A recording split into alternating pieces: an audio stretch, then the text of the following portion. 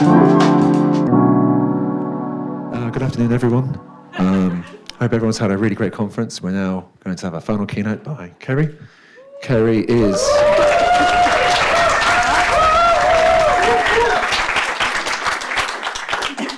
is a very special person, someone who's very dear to all of our hearts. She's spoken at Agile Beach many times before, and really looking forward to what Ceri has to say. So please, a big welcome to Ceri. Thank you.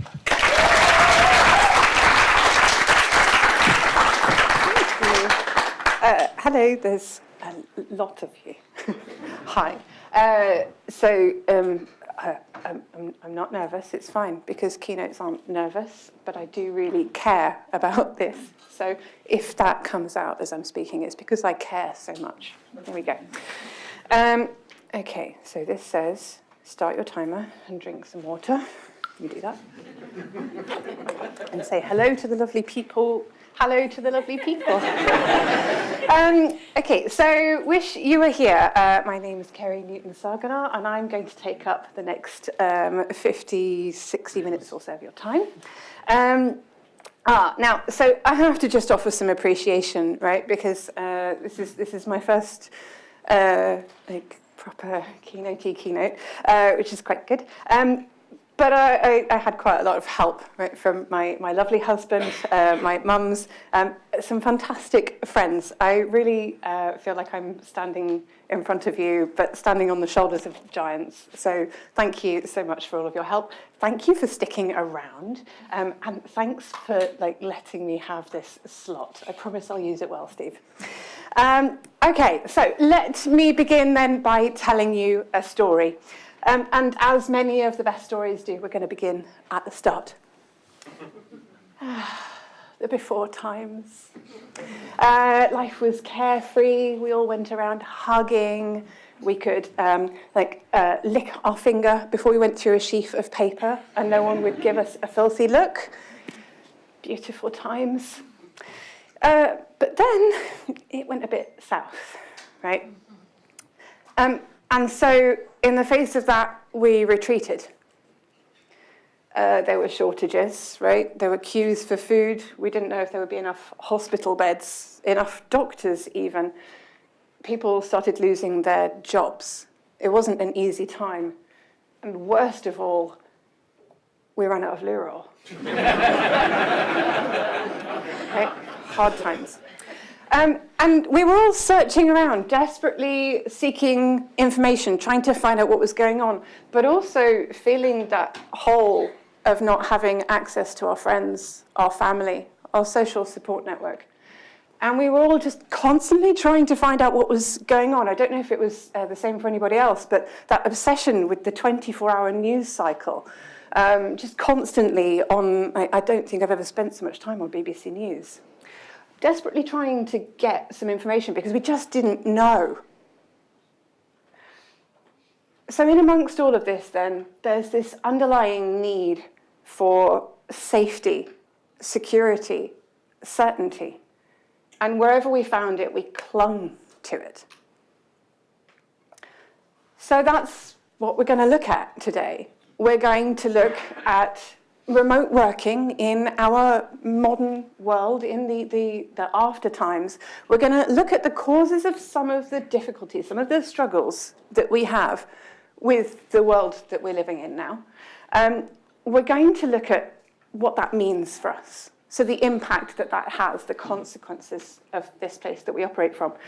And then we're going to look at some things that maybe we can do to move forwards. And just for this conference, I've made up a word there. I hope you like it. So as we all struggle to make some sort of meaning of this new world that we found ourselves in, I noticed what I term, or have termed, I noticed rising panic. So that feeling here or here, that something is about to happen and you're not quite sure what, that unease. And I work with individuals, with teams, with leaders, with whole sectors in the UK, across Europe, in America, across the globe, really. And it's something that I've noticed in almost every client that I'm working in. It's the same sense of unease, just in the back, just behind everything. So today then, I want to tell you a story of two people. We're going to call them Angie, our team lead, and Shia, our developer. It's off of Transformers. It's a great movie. It's not. Okay, so I'm working with all these teams, right? So a brief bit about me. I won't dwell. My name's Ceri. I'm an Agile behavioural coach, and I'm very fancy. I've got lots of letters after my name. Letters like ADHD, ASD, CPTSD, and FND. Anyone in the house? No, okay. That's functional neurological disorder. It doesn't matter. My background is in teaching. Before I caught meningitis, I was an English teacher, a job that I dearly loved, but meningitis means you can't stand up and can't remember anything, so I sort of had to move on. But after meningitis, I moved on. I retrained as a Scrum Master. I studied psychology. I'm now training as a neuroscientist. It is epic. But the reason that I got into all of this is because I was really curious. After I got ill, I noticed that my ADHD was exacerbated. My anxiety was exacerbated. I went even higher on the neurotic scale, which I didn't think was possible, but we live and learn. And I wanted to understand some of my own behaviours. And it turns out that understanding my behaviours, my emotional responses, actually is really useful in the work that I do. So let's have a look at some of those responses. So we've got Angie and we've got Shia. And they're kind of caught up in the storm. Angie directing the ship, Shia desperately trying to make it go somewhere. So for both of them, there's this sense of everything, everywhere, all at once. And maybe that's something that you're experiencing too. So for Angie, this rising panic felt a bit like drowning to her. She said things like, I'm stretched too thin. I'm overworked, overwhelmed. I don't have enough time. I'm constantly on a knife edge, and I could fall off at any minute. And for Shia, it felt like he was powerless. Like he was constantly exhausted. He was numb. He couldn't cope. He would come to me and say, I can't get through this. I can't get through the week. And he would talk about a constant sense of dread. When he thought about going to work each morning, that sense of dread. And he hid from his feelings. It's Shia LaBeouf.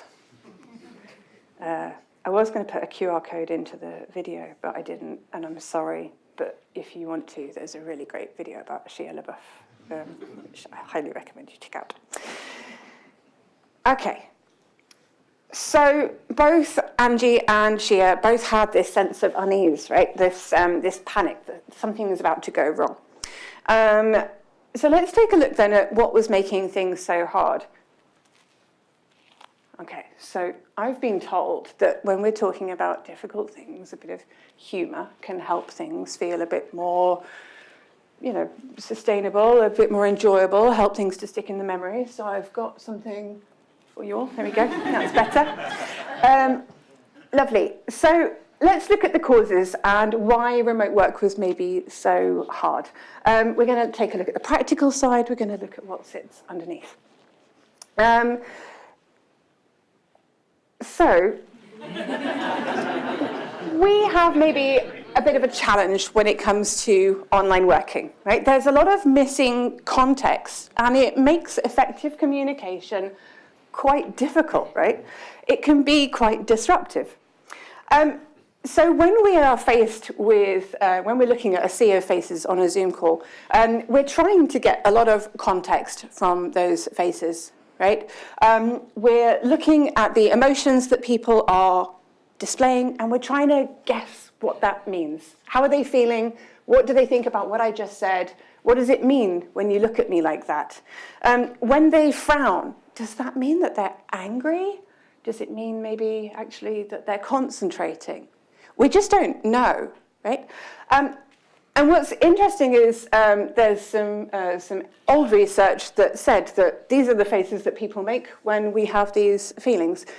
It's been debunked in recent years by some work by a neuroscientist called Lisa Feldman Barrett, and she's shown that actually you can't really get any context from faces on their own. You can't get any understanding. A face, if you're looking at a face and it looks angry, you might think, well, that person's really angry. We see a reaction, but we don't necessarily know what that reaction means. It's only then when we get some context that we understand exactly what that face means, right? So if someone is in tears, is it because they're sad? Or is it because they're overjoyed? Is it because they're pregnant and hormonal and have just seen a really lovely sunrise? Or maybe they're just really angry. Sometimes you get so angry you actually cry. Similarly, if you see someone smiling, are they smiling because they're genuinely happy or pleased with what you've just said? Are they smiling because they're incredibly nervous? Or are they smiling because they are absolutely furious? Who knows? Maybe it's just because they're looking at a cat video.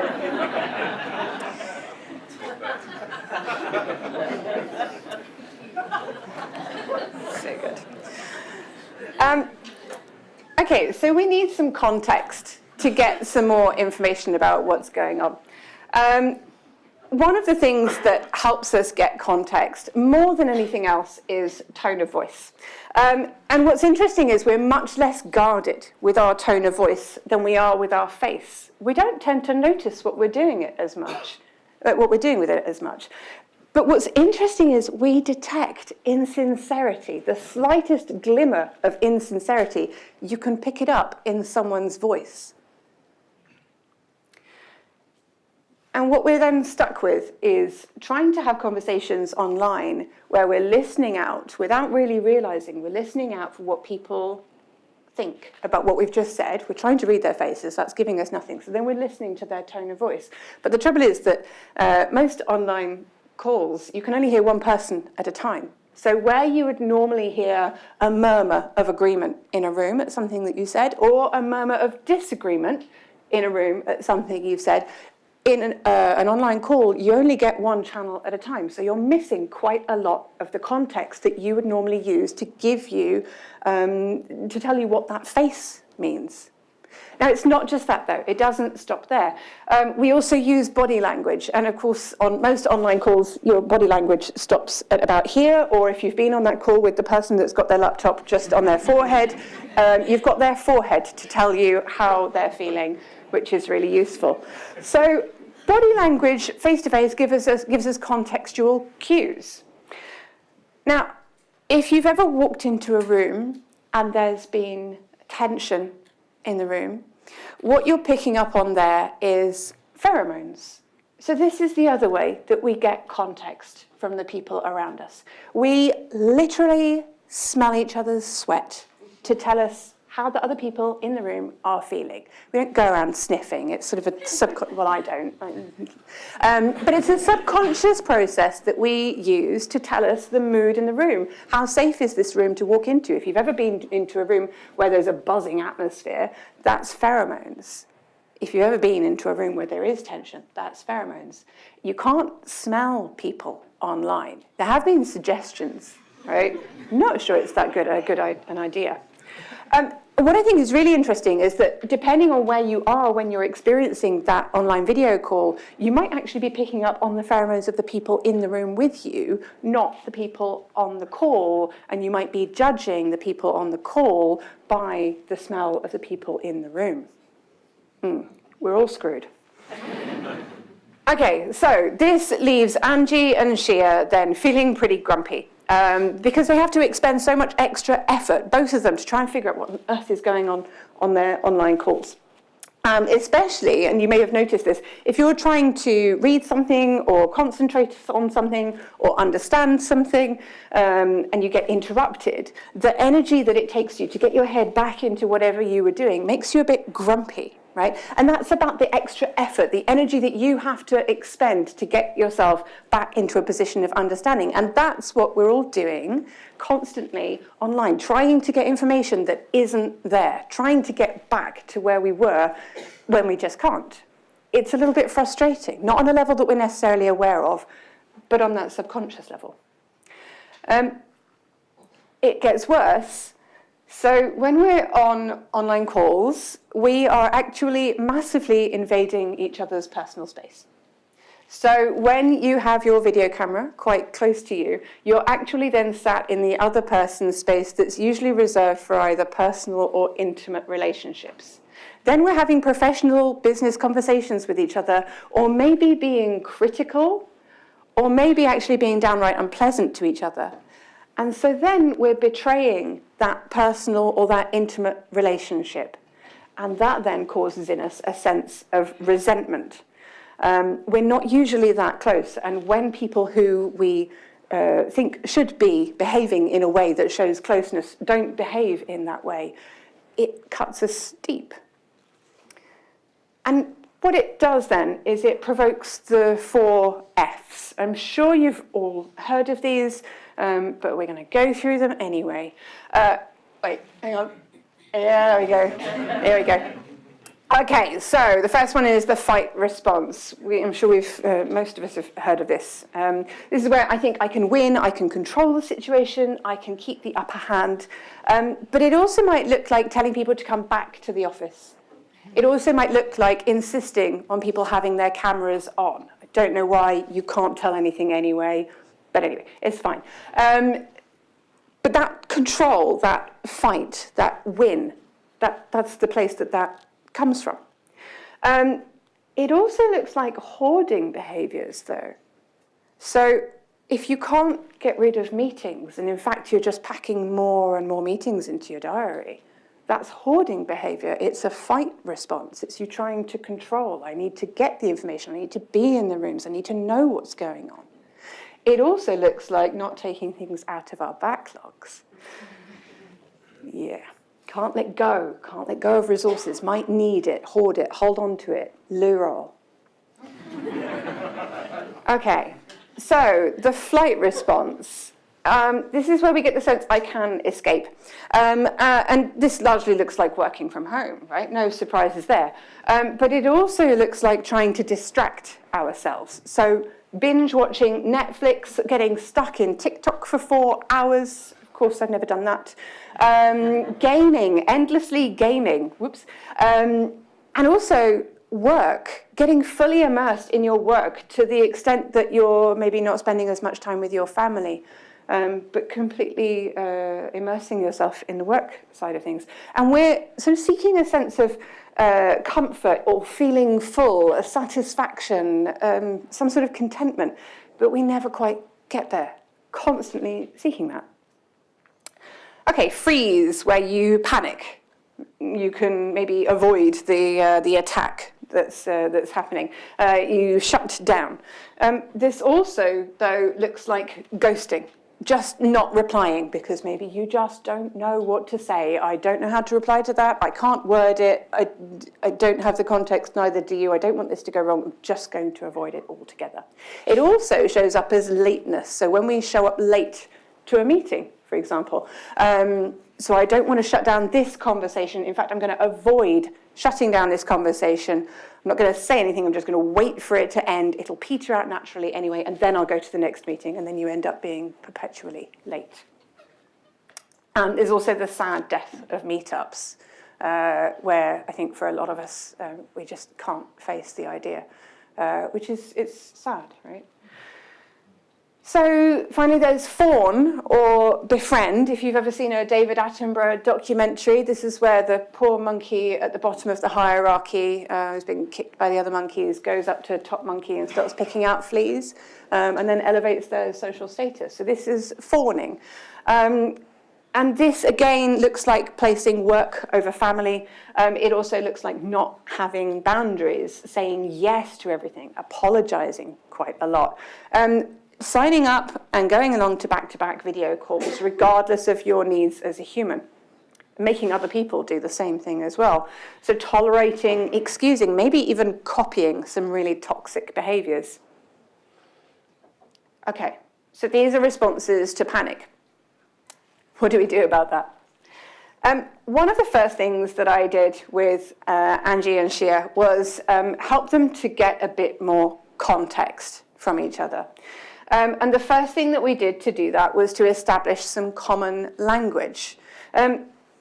And I do this actually with all of the teams that I get involved with. If anybody has been to a talk of mine before, you will have done this because I literally make everybody do it. And it's where you draw out the monster that you become when you fall into one of those panicked responses, one of those safety responses. So for me, I go into fight mode and I go into freeze mode, depending on who it is and what it is. So if you've got a pen and some paper and a notebook, this is a great opportunity for you to have a go. So I invite you to spend like 10, 20 seconds just drawing a quick scribble of your response to fight, flight, freeze, or fawn.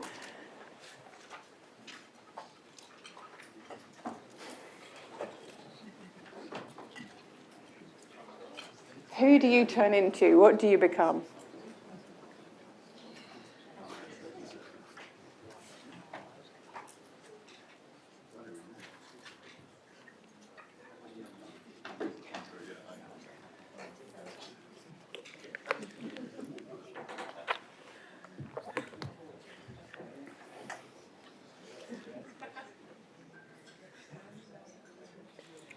Okay, when you've drawn something, turn to your neighbour and share what you've drawn.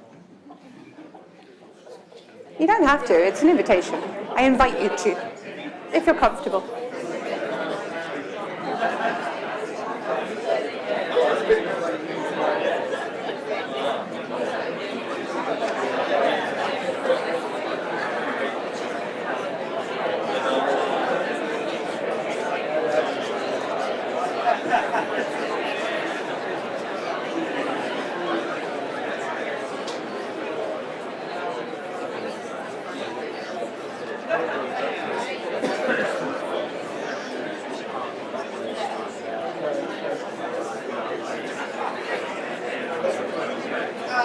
Okay. So it's pretty interesting to see what other people have drawn, right? This is, as I say, one of the things that I do with all of my teams, because everyone has this response. You can't stop it, you can't control it. It is a survival response. It's so deeply ingrained, but it shows up at work when you're probably not being attacked by a saber-toothed tiger. So in the teams that I work with, I, as I say, invite team members to draw their monster and then to share those pictures with each other. We either put them up on the wall if we're face-to-face, or if we're online, then wherever we have our retrospectives, wherever we have our daily stand-ups, those monsters will always be somewhere visible and available. Sometimes it's part of our check-in. Sometimes it's just, just a part of the general conversation about the sprint or whatever we've been doing. But keeping these things in mind then helps us to notice when our team members are falling into this fight, flight, freeze, or fawn mode, to understand that there's more going on for them in that moment than they can cope with. And maybe then the rest of the team can choose to take a step back and help that person take a breath, recalibrate, and get back on track. So what we're trying to do then by sharing is generate a little bit of compassion for each other. Okay, so far we have looked at balloons and weights, we've looked at faces, voices and smells, we've looked at the 4 harbingers of doom, and we've drawn a monster. Great start, right? But the problem is never the problem. I've been applauded for my iceberg, so yes, you're welcome. It was a well thought out iceberg. Let's look at what sits underneath the surface. All right, the hand-brain model from Dr. Dan Siegel. I was meant to write that on the slide, but I didn't, so it's S-I-E-G-E-L, sorry. The hand-brain model, you can do this yourself with your hand right now if you want to. You take your thumb and you put it across your palm like that. You close your fingers over the top. There you go. It's a fabulous metaphor for your brain. Not a literal one. So you've got your cortex over here. Prefrontal cortex, the two fingers in the middle down there. This is the bit of your brain that is responsible for your decision making, for your creativity, for your ability to find solutions to complex problems. Down here you've got your brain, your brain stem, and then this bit, your forearm is your spinal cord. We're not going to worry about those today. Underneath your fingers, though, so this is you in a calm state, right? Underneath your fingers, if you lift them up, this is you when you're triggered into fight, flight, freeze, or fawn. Underneath here, you've got your amygdala, part of your limbic system. Now, your amygdala is the bit that we're going to take a better look at today. Your amygdala is there, and it tracks patterns. It matches, based on things that you've experienced in the past, what it recalls, what it can match, something that you're experiencing here and now, and how it connects to something that you've experienced in the past. And if that matching is something that is stressful or that has been threatening in the past, it triggers release of cortisol. Cortisol is a stress hormone. It's fairly well known, but not universally well known. It is meant to get you out of short-term danger. It's meant to make you exit the situation in some way. But unfortunately, when we experience it again and again and again, it begins to have quite a harmful effect. So that sense of unease, that desperation, that feeling of dread, that's constant release of cortisol. You are just under constant stress. And what that then does is it gives you a burned out stress response system. It overloads the system. And the effort of trying to figure out what you then need to do becomes exhausting. So this is a picture of all of the elements of your brain that the amygdala interacts with. You don't need to know the labels, don't worry about that. I just wanted you to see how interconnected this tiny bit right in the center there, how connected that tiny bit of your brain is. The amount of your processing that it interacts with, the amount of control, influence that it has. So it informs and impacts the majority of your cognitive processes. And if you wanted to know where your eyes, if you want to map, then they would be around about here. Now this includes when you're in that flipped lid state. Right? So you've got the amygdala increasing its connection to all of those areas to make sure that you stay safe in the moment. And it impacts how much you can focus on your work. It impacts on how much you can focus on your doing. When you're in this state, your prefrontal cortex, the bit that's responsible for your decision-making, your creativity, your problem-solving, it's getting much less energy than the bits that are going to make you run and get the heck out of there. So you're trying to think your way through a brick wall, and your amygdala is in control or is largely responsible for the majority of that. So your amygdala also shuts down, reduces, inhibits social interaction, especially with new things, whilst it's trying to work out what the level of threat is. So whether it's potentially a threat, whilst it's deciding whether it's potentially a threat, your ability to socially interact reduces. So if you find yourself being quite often maybe socially awkward, you have your amygdala to thank. And the higher you are on the neuroticism scale, the more socially awkward that might be, because your amygdala is there trying to assess the level of safety. And if you can't remember people's names, but you can recall their faces, it's kind of the same thing again. To give you an idea of the difference between how much of this your amygdala is in charge of compared to how much your cortex, the problem-solving, rational, decision-making bit, if you were to draw a circle to represent the cortex here on a piece of A4 paper, it would look like that. We think we're in control. We're not. Maybe this gives you some perspective of the difference. We're showing up to online meetings assuming that we can think our way through things, and there are processes happening on a level that we're just not aware of. Okay, so the amygdala tracks social connection, and it creates, I suppose, a map of our social connections, a cognitive network. It's like your extended brain, your support system. But the trouble is, if you have a poorer support system, if you are experiencing more stress, if cortisol is taking over, you are less likely to maintain, to support that support system. And that goes for your friends, but also your colleagues, the people around you. So then you're stuck in this loop, trying to work through situations without context, without information, trying to get work done with people that you've got an inherent slight mistrust of because you're not in control of that. All you can think of then is the problem, the challenge, the one thing that's occupying everything, whatever that might be, and you become less sociable under threat because mostly your subconscious is there to get you the hell out of there. And this has workplace consequences too, of course. So a decrease in your social cognitive network, it leads to more silos. It means that we are less altruistic, less generous. We share significantly less. We're less collaborative generally, and we're much less generous. And we also cling much more to things like knowledge and control. It also leads to much more othering.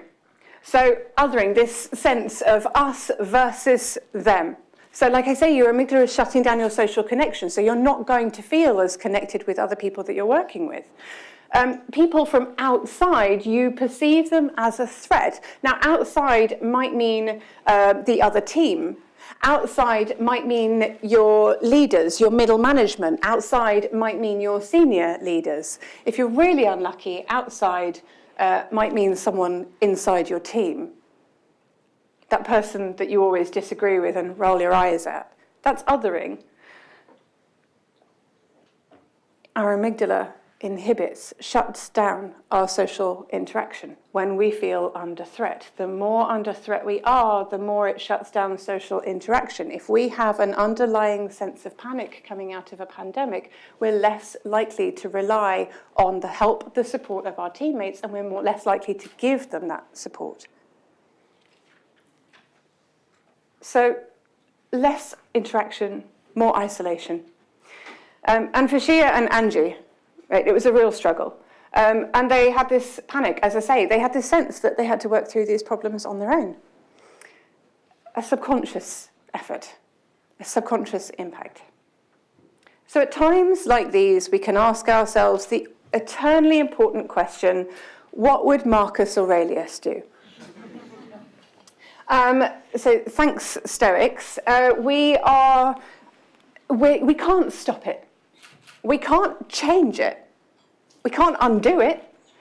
So we have to accept that we are where we are. This is where we are right now. All is not lost, though. We can rebuild. We can use what we already have, what we already know. And we don't have to be face-to-face to be able to do that. So these are parklets. They're things that were built post-pandemic, or some of them put up during the pandemic, as ways of socializing, ways of using existing infrastructure to generate more connection and a feeling of creating an increased sense of well-being between people. And before the pandemic, nobody thought that this could be possible. You can't reduce the number of cars on the road and set up ways for people to use the space more collaboratively. But actually, the pandemic showed us that we can use existing systems, things that we already have in place. We can repurpose those things to increase social connection, social well-being. Admittedly, over here we might need a few more roofs. But in order to get there, we have to create some thinking space. Now, there's a few ways we can do that. We can opt to kill things off. So for anyone that was in Anne's talk earlier, Killing things off is a great way to reduce the load, not just from a social environmental point of view, but also from a cognitive point of view. We can kill things off, or we can just reduce them. We can cut them back. And this is really important. So Microsoft released a report showing, or some statistics showing that since 2017, there's been a 250% increase in online meetings, which is an extraordinary number. So what can we do? Well, first we need to start with a clear purpose, a clear goal, and then everything that we have going on in our organizations, meetings, events, jobs, projects, do we know why we're there? That's the first question. We have to establish why it is that we're doing this. Why are we all here? What is it that we're working towards? And then we need a clear outcome. And we need to ask ourselves, does this meeting, does this event, does this situation, does this project, does this get us where we need to go? And if it doesn't, we can kill it or we can reduce it. So for meetings, maybe we can just get rid of them. And if we do still need those, maybe we can cut them in half. Angie wasn't really comfortable with cutting meetings in half, so we compromised, and the thing that they took forwards as an organisation was 5-minute meeting offsets. So they cut 5 minutes off the start of the meeting, so they'll start at 5 past, and they'll finish at 5:02. So that means no matter who you're meeting with, if it's an external person and they're setting their meeting start on the hour, you've still got 5 minutes of leeway. And if it's internal, you've got a 10-minute gap. That creation of thinking space massively reduced the sense of panic, the sense of unease, because now people had time to be human in between meetings. They had time to find the report that they needed to read before the meeting, rather than trying to read it at the start or during the meeting. They had time to get the context. They weren't feeling like they were constantly on the back foot. Reducing the panic, reducing the unease, just a little bit of an offset, making a huge difference. And that space to think helps everyone feel more calm and less flipped. So we're learning to let it go, just a little bit. Because I can't control what happens, but I can control how I relate to what happens. This is not denying what's going on. It's seeing what's going on. It's not giving up. It's working out how we can take one step forwards. It just needs to be a little bit better for us to start to feel a little bit calmer. What was lovely was the moment where Angie said that she wanted to let go of control a little bit. This was huge progress.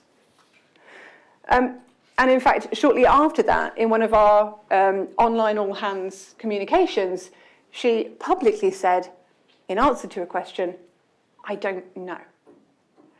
Now, that might not seem like much, but actually there's a huge amount of vulnerability in your senior leaders being able to express that they don't know the answers sometimes. You remember we were speaking earlier about tone of voice. If there's any insincerity in her answer to that question, people pick it up. They know when it's bullshit. But if she says, "I don't know," they know that that's true. They can hear it in her voice because her voice isn't guarded. And that vulnerability starts to build up a little bit of trust, that social cognitive network. Online, face-to-face, same result. So we can't know, but maybe with better networks, we might get some better information. Curiosity trumps knowing. Taking a second look at something and questioning whether it is what you initially thought it was. Asking, what are your needs? And then figuring out how and what we can do to help meet those needs. And then we're getting the best available information and regularly checking it. We're increasing our cognitive social network. We're moving from a position where I win to one of we keep playing. And we start to co-create the rules together. We come up with intentional co-created system design. We look at the meetings that we've already got and we work out whether we can repurpose some of those to increase some of this connection so that we can build some of this well-being and some of those networks together. So for Angie and Shia, it looked like a negotiation about how they spent their time together. So they agreed models for communications, so how they were going to use email, how they were going to use Slack, how they were going to use face-to-face time when it happened. They agreed which days, they negotiated from 5 to 3 to 2 days in the office each week, meeting both people's needs. Because when we're meeting both people's needs, both of us are getting a little bit calmer. It's not perfect, it won't be, and it can't be. But we can meet a little bit of each other's needs when we start to understand what those might be. Maybe there's a negotiation around core hours. Maybe I only need to be visibly online and contactable for 2 or 4 hours each day, and the rest is my time to do as I need to, as long as the work is getting done. We started to use feedback as a norm. So we incorporated something called the micro-retro, which is one of my favorite tools ever. And it's using 5 minutes in one of the 50-minute meetings, or 10 minutes in anything that was a longer meeting, to review how effective that meeting was. We had this as our outcome. Did we achieve it? If not, what stopped us? Did we do something more important instead? And what is it that we need to do as a result? What do we need to do differently next time? Not reading the documents in the meeting, reading the documents before the meeting, making sure everybody's got the updated invite, making sure everybody's got the appropriate link. All of these silly things that get in the way, that trip us up, that make things go sideways. And Shia's team started to do the most beautiful thing where in amidst the team of developers, any one of them would state an idea, and then as soon as they'd made their statement, I think it's this, or I think we should do this, immediately followed with the words, disagree with me, pick it apart. And what that encouraged, what that created, was a culture where feedback was so much the norm that it was exciting to do that. We eagerly wanted that criticism. Pick apart the idea, not to destroy it, not to make me look bad, not so that I feel awful, but to make it better, so that the quality that we deliver is something extraordinary. And what was lovely about that is that other people then, because the team would then go out to other teams and have conversations, and then again immediately follow the sentence with, disagree with me, pick it apart. And so then it starts permeating through the rest of the culture. And then feedback, not critical, make you feel bad, shame you feedback, but useful, let's grow this together and make something magnificent feedback, starts to permeate. Okay, deep breath. We need to build space for compassion. When we have fewer barriers between us, when we have more awareness of the other person's state, how they might be feeling, the impact on them, not just the impact on us. That's where we start to move forwards. That's where we start to be able to co-create. Shia and Angie together wanted to move to a position of understanding each other's struggles. And they did the work, and they were able to have more compassion. And there are some really practical things that we can do to help with this. Creating user manuals to show your team members what it is that you need from them. The team also did, Shia's team did user personas for their leaders, so that instead of othering their leaders and calling them the scourge of the earth, the cause of all ills, actually starting to understand the needs of their leaders, understanding the needs of the other team that constantly got in their way and tripped them up. So user personas, not for customers, not for clients, but for the people that we have dependencies on, the people that we're working with. Everything is sales, right? So then you start to understand how I can meet their needs and what I can ask for from them so that they meet ours. We also did work on perspective taking and increasing vulnerability and closeness with tools like the 36 questions that lead to... Why is that not working? Yeah, there we go. The 36 questions that lead to closeness. Now, 36 sounds like a lot. You don't have to do all 36. The time box for this activity is actually around 45 minutes. It's 3 stages of questions, and each of the 3 stages gets invites increasing vulnerability. Teams that I've done this with quite often choose to stop at stage 2. That's completely fine. Some team members, though, have chosen to go through all 36 questions, and they have created some of the deepest, most beautiful conversations and have led to some of the most wonderful relationships.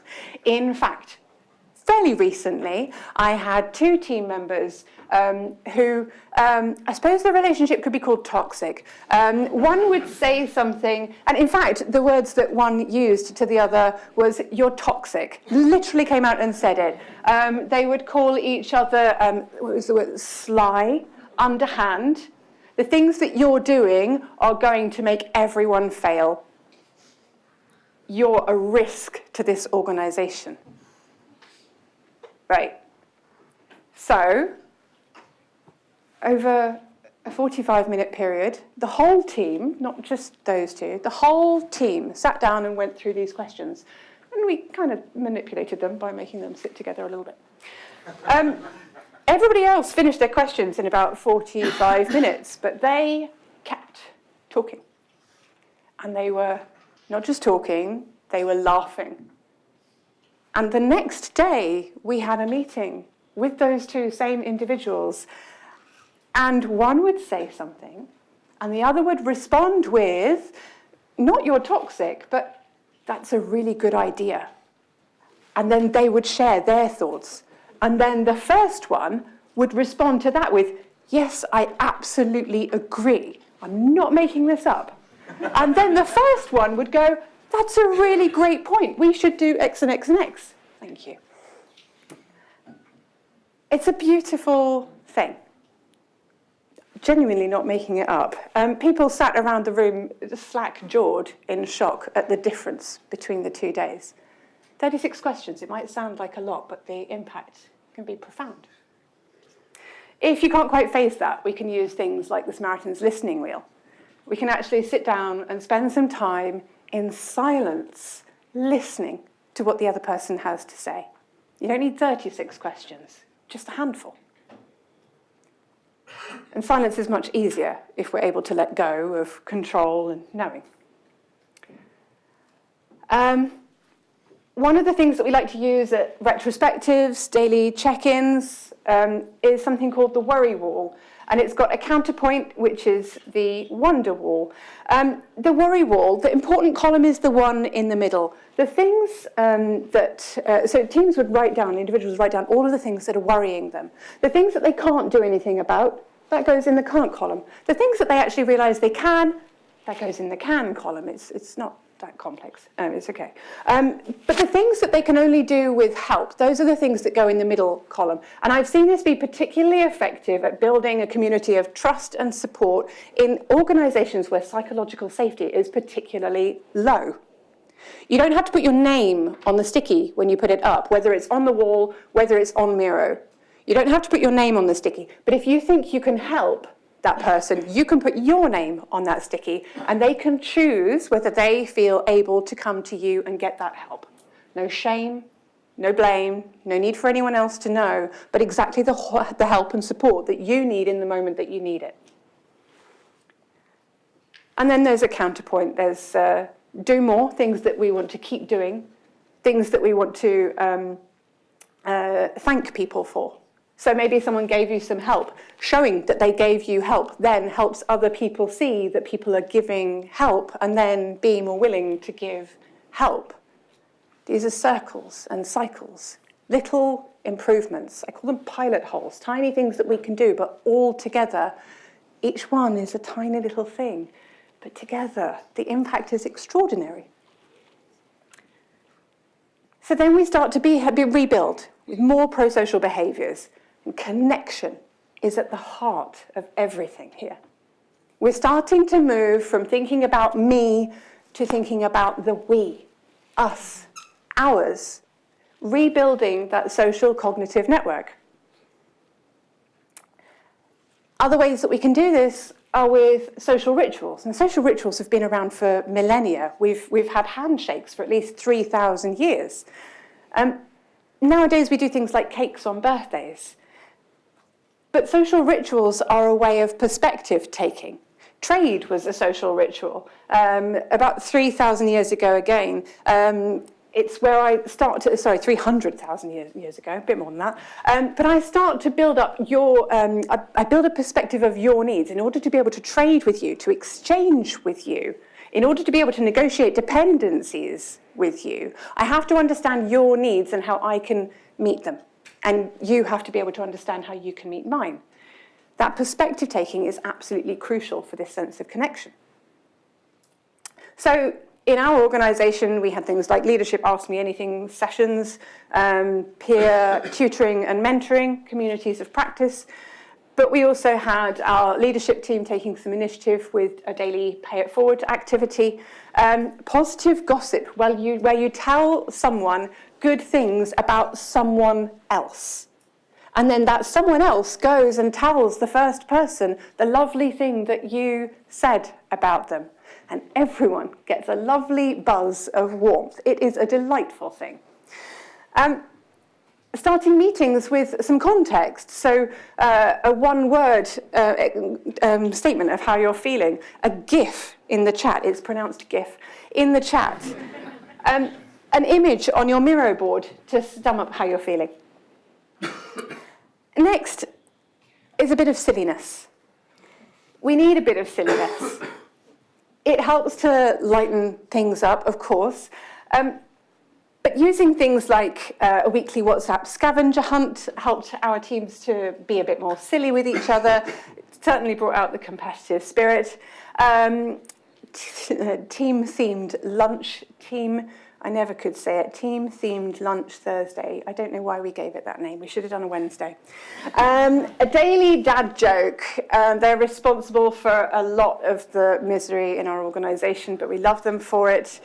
GIF wars, where you're in the, it's pronounced GIF, when you're in the middle of a conversation and somebody says something and somebody's got a GIF for that, and it immediately sparks a 5-minute GIF war, and whoever's got the best one at the end of the 5 minutes wins. That's it. There's no prize. You just, well done. A song to sum up the week. This one might be risky, but it is good fun, depending on the week. And post a plushie. I've got some photos of our team plushie. We had Ship Sheepy, which was great for our Spanish team members. Okay, so here's our rainbow. This is part of our scavenger hunt. I could only post 3 of the pictures. And then this is Ship Sheepy. Sheepy gets around quite a lot, God love him. So rituals are really important. They help us to build up this connection between us. And if we can make them a bit silly, that lightheartedness helps us to have a stronger sense of connection. That lightheartedness, there's research from a neuroscientist called Sophie Scott. She's got a TED talk where she explores why we laugh. What's fascinating is that we don't laugh when things are funny, when we're in conversation with each other. She tracked a number of conversations and it showed that we laugh because we're trying to show social connection. We're trying to show agreement with what the other person is saying. We laugh as a tool for connection between us. So these little silly things seem like trivial things, but it's us forming a real connection with each other. Remember your amygdala. Your amygdala tracks social connection. The more connected you feel, the calmer you feel, the more close you feel, the more able you are to interact. Okay, so we have looked today at faces, we've looked at brains, we've looked at letting go, we've looked at making space, we've looked at connection, and we've had a bit of silliness. All of this is absolutely crucial. Connection at the heart of everything. And underneath that, kindness. Because people don't remember what you say, they don't remember what you do, but they absolutely do remember how you make them feel. We can use that. Thank you.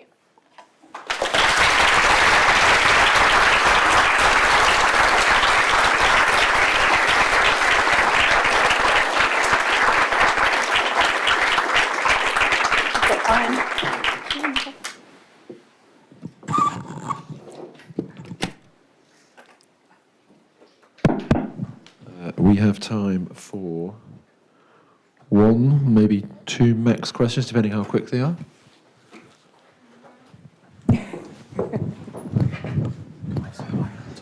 Yeah.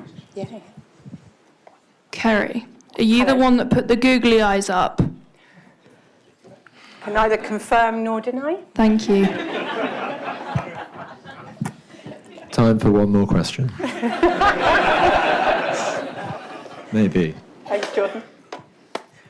Okay, no more questions. I'll just say thank you very much, Ceri. Oh, one down the front. Oh, jeez, didn't see you. Sorry.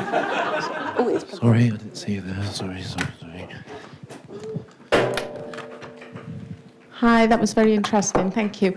One thing that stood out, it was working a lot from home, being in somebody's personal space. And how do you not be in their personal space other than pushing your monitor 3 meters away from you? How do you do that? You can sit, yeah, that's it. Just sit That's a bit it. further back. Yeah. Yeah. When you're in meetings, when you're talking to each other, unless you need to type, sit further back. So we Yeah. have it in meetings. We only have one person typing, and they tend to have their camera off so that they can be right up close, and then everyone else just sits a bit further back. Yeah. Yeah, that was really useful. Thank you. Everybody, one more time. Thank you very much to Ceri.